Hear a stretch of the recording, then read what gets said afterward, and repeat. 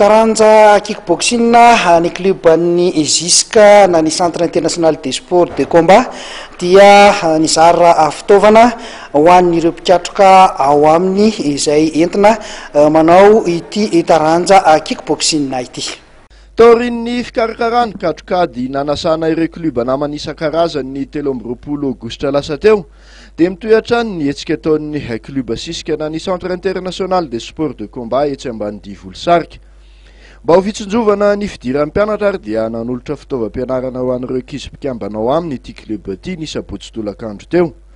Nambaran'ny filohany Rakotonandrasana Alexandre moa fa tsy afa-misaraka ny fianarana sy ny fanatanjahantena ka nahatonga azy ireo hanao izao tolotra izao. Ny tena voizinato zany ary apetraka tsara ho misain'ny mpikatroka mihitsy hoe ny fianarana sy ny fanatanjahantena zany na inona taranja fanatanjahantena ataonao dia tsy misaraka mihitsy ny fianarana sy ny fanatanjahantena zay ny tena apetraka. Rinan'izao hetsika fizarana fitaovam-pianarana izao inona no zavatra ho karakarain'ny Ziska manaraka? Ny dingana manaraka indray zao zany dia hiezaka indray zany ny club hitady hindrana mpampianatra teny fray, frantsay sy teny anglisy satria io zany hita fa lesoka lehibe amin'ny tanàrantsika koa dia hiezaka indray zany hampirisika ny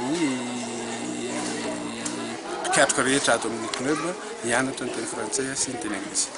Raha zay ny fitezana ara-tsaina amin'ny fanomanana ara-teknika kosa aiza ho aiza ny Ziska amin'izao fotoana? Ny fanomanana ara-teknika moa zany dia mitohy ihany, nisy moa ny hetsika natao teo efa fantatsika iny dia izao zany dia mbola mitohy indrindrindrindra ho an'ireo tafakatra ho any amin'ny ligue zany misy enina zareo zany tafakatra ho any amin'ny ligue dia efa eo mpanomanana zay zany zay amin'izao fotoana.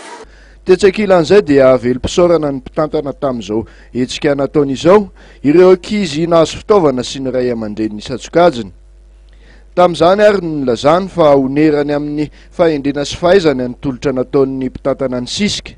Ankoatr'izay dia nakasitrahana ihany koa ireo mpanazatra sy mpampianatra ao amin'ny Centre International de Sport de Combat. Mbola maro ny hetsika ho karakarain'ny Ziska ato mba ho aboroboroboana hatrany ny kluba.